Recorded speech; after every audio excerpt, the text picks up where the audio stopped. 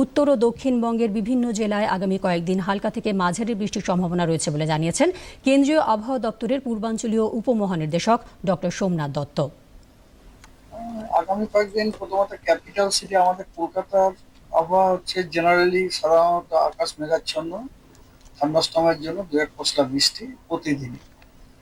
আগামীকাল দক্ষিণবঙ্গের পশ্চিম দিকে পূর্ব দিকে তিনটি জেলা নদিয়া, উত্তর চব্বিশ পরগনা এবং দক্ষিণ চব্বিশ পরগনা, এই তিনটি জেলার অধিকাংশ স্থানেই হালকা এবং মাঝারি বৃষ্টিপাত হওয়ার সম্ভাবনা আছে।